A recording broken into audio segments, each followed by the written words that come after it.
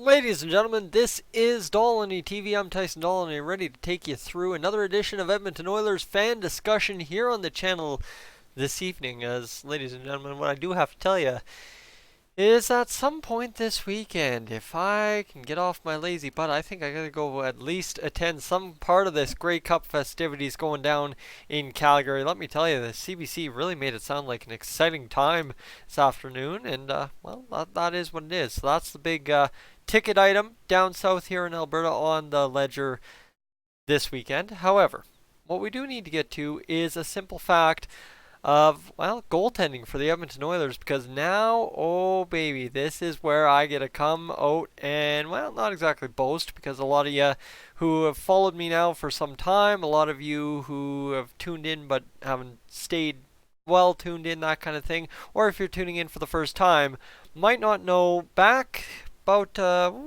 maybe 3-4 days earlier, this time last year, I was talking about how Mikko Koskinen should be the Oilers' starting goaltender. Well, ladies and gentlemen, we entered this season similar situation to what we entered with Cam Talbot and Mikko Koskinen last year. Now, obviously, this year has gone a lot differently than the way it went with Talbot and Koskinen.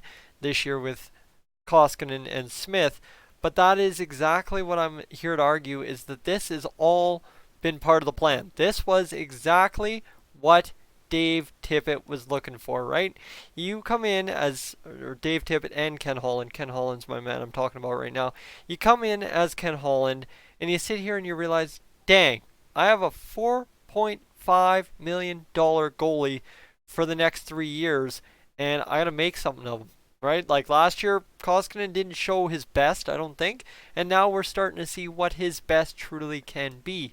And it is starter possibility, starter contention, starter yes. That is what it is. So for Mikko Koskinen, the results have been good so far, but that's hand in hand with the results so far for Mike Smith. So guys, right now I'm going to throw you a little ad right now, because what I want you to do is, if you're new to Dolynny TV, like I said, or you're returning and you haven't hit that subscribe button yet, take the next 10 minutes or so of my discussion. Rate how I've done. Let me know how I've done. Let me know what you'd change, because I'm always open to listening. Not necessarily meaning I'm going to change much, but I'm always opening to listening up. And definitely click that subscribe button if you like what you're getting here. And hit the bell if you want to get those notifications as soon as possible. Because guys, let me tell you, being the first in the discussion usually means you get your comments answered fast.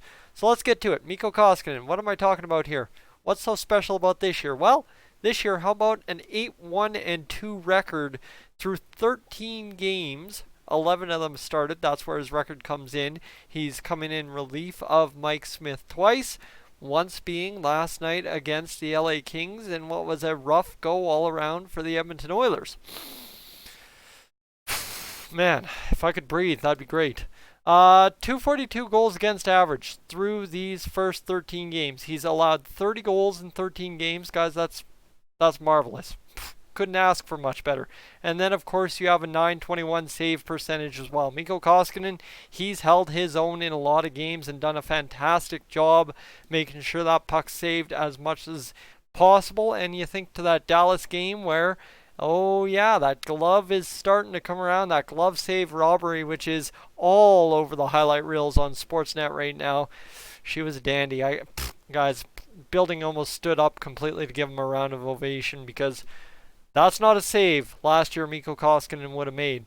He's played 744 minutes in an Oilers crease this year, and well, quality start percentage, this is where you kind of get to the interesting number for Mikko Koskinen, is he's only had a .636 quality start percentage, but out of quality starts, he has more wins than he has quality starts. So for a goaltender, you think about this, right? Whereas Mikko Koskinen last year, same thing. He had 25 wins in 24 quality starts. That's huge. This is a sign that the Edmonton Oilers are starting to win games that they really maybe don't have business winning. And if you want to talk about how you make the playoffs, you got to win the games you have no business winning.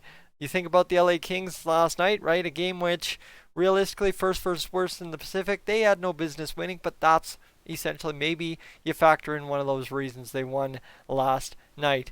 And of course, the other side too is you look at Mikko Koskinen last year, quality start percentage was .471. So Mikko Koskinen only needs 17 more quality starts, which you're operating right now 7 out of 11. This is not going to be hard for him to get that by about game 40 of the season instead of game 55. Well, thing is though, he fell off towards the end of the year last year, so we'll keep that monitored. Now, obviously, the other side too is you look at the sheet, no offense, nothing, we're good, we're fine. Okay, that's Mikko Koskinen covered. Now, guys, what we need to get to is my point, my reason, my logic behind doing a video today, how this all came to plan for the Edmonton Oilers. Now, obviously, you had a Koskinen Talbot go last year. What ended up happening after about game 15 of the regular season, it was no contest. Mikko Koskinen was not being pushed for the crease by Cam Talbot. Then you have mid-season, a weird contract signed days before Peter Chiarelli got fired that absolutely alienated a lot of the fan base from Mikko Koskinen. Then you had the fall apart towards the end of the season. The glove hand, nothing was happening there, guys. Every puck was going in. It was a disaster. Well, then, okay, you enter the offseason. You know for sure you aren't re-signing Anthony Stolarz, who came in after the Talbot trade. You aren't signing a number one goalie because you've got all this money spent on Koskinen. So what do? And there's a couple of options out there, right? There's guys like Curtis McElhinney. There's guys like Mike Smith. There were several options. I think there's a couple guys down in Carolina that were available and such as such. But for the Edmonton Oilers, they went with probably perhaps the best option they could have. Because what a lot of Flames fans would point out about Mike Smith is he's a streaky goalie. And that's what we want, essentially, is what I'm arguing here, is a streaky goalie is exactly what Mikko Koskinen needed. Because if you have him going on a bad streak, like Mike Smith has been now, you have Mikko Koskinen who's hungry to go in there and prove that he deserves to stay in the crease. And that's been the battle that Dave Tippett's been doing. And when Mike Smith is doing awesome, that motivates Mikko Koskinen to say, hey, don't forget about me. So you kind of see the dual nature of what Mike Smith is available to bring, plus the veteran mentorship that Mike Smith is allotted over his time in the NHL and can now bring to a guy like Mikko Koskinen in terms of puck handling, in terms of everything.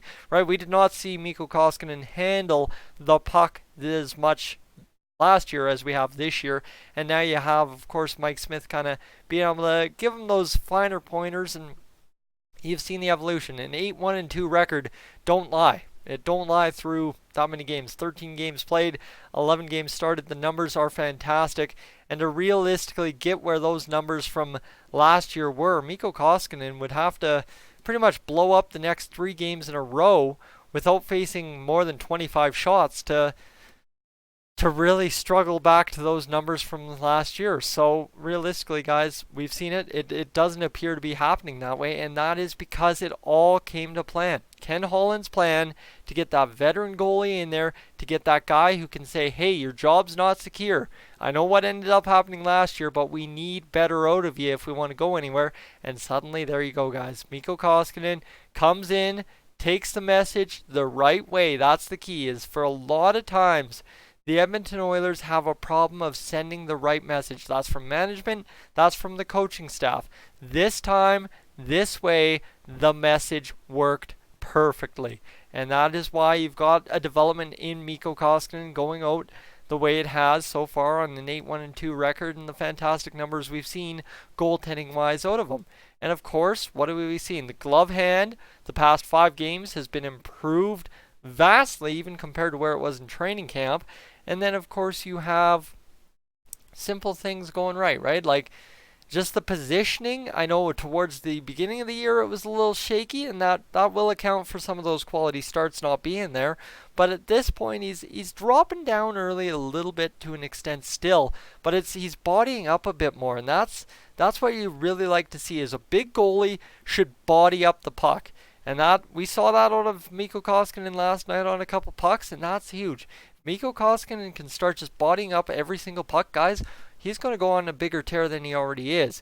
And this is where, to anyone's fear about this Edmonton Oilers team resetting, look at the splits. Mikko Koskinen in net, this Oilers team ain't resetting. This Oilers team is point percentage wise, out of 11 starts, out of 11 games on Mikko Koskinen's record this year, Mikko Koskinen has gotten 9 out of 11 games with points.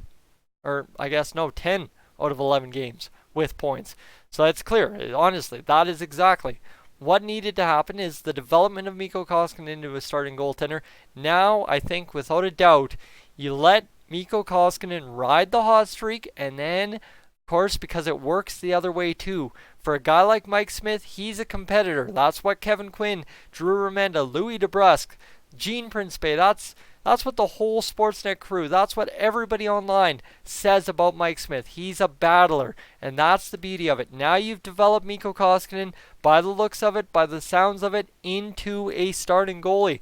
Now you have Mike Smith, who should transition into the backup role for the remainder of the year, still splitting a good majority of the games, but allowing Mikko Koskinen to take over and dominate the stretches he needs to get this Oilers team where it's going, and then of course have Mike Smith come in motivated to play, motivated to make a difference, and get in there and change games for us that, again, we have no business winning. You get to where I'm going. So the Oilers have a very good tandem, and it's all because it came to plan, is the fact that they sent the right message at the right time to Mikko Koskinen. So guys, what do you think? Is Mikko Koskinen really the starter I'm saying he is? Or is it something else we haven't taken into account in this Oilers team when Mikko's in net and not when Mike Smith's in net? What is it? Let me know in the comments section down below. Of course, if on your way out you feel like subscribing, the button's right down below. I encourage you to hit it, guys. I'm Tyson Dolynny TV, up on out of here as per normal.